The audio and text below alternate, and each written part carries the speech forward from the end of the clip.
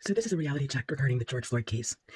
They said that when the 911 operator was suspicious that she called the policeman's superior officer, and I was suspicious. I was concerned. And when I called the detective's superior, I was told that the detective had 30 cases on his plate and he had done my case. He was done with it. And that was that. So the detectives are actually totally overwhelmed. They have way too many cases that they're working. And all while their calls to defund the police, for whatever it's worth, the police are already completely overwhelmed and unable to address a victim's case when they've done their job, they've turned it in, it's done.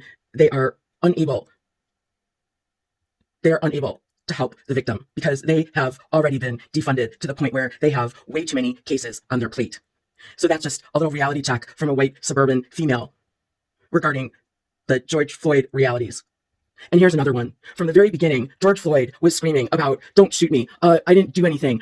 He lied to the police when he said he wasn't on anything because he was. He was on methamphetamine, fentanyl, morphine, and marijuana. So he was acting very suspicious and he was carrying on like a lunatic. He was not at all acting like a reasonable person. He was calling for his mother way before he was on the ground. So again, these are behaviors that you people know nothing about. These are behaviors of someone that is on drugs, that is high and wasted out of their minds to the point where so sad, too bad, you feel like you can't breathe. That's what happens when you put a combination of methamphetamine, morphine, fentanyl, and marijuana in your system.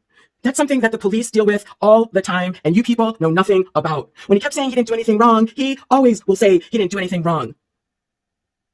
Compare and contrast the attached video of my abuser. It sounds oh so familiar. You people have no idea what you're talking about. These police people deal with this all the time. And if you want to keep siding with these predators, there's not going to be any police left. Next time one of these predators, you don't get it both ways. You can't beat the shit out of the police and then expect them to be there for you when you call them. It was no surprise to anyone with a brain in their head where the police were that day. They were nowhere to be found. In fact, they were there kicking the shit out of the government because they're so fed up as well. You can't have it both ways, liberal people. And this is about black. This is about the black people right now that are putting up these violent felons.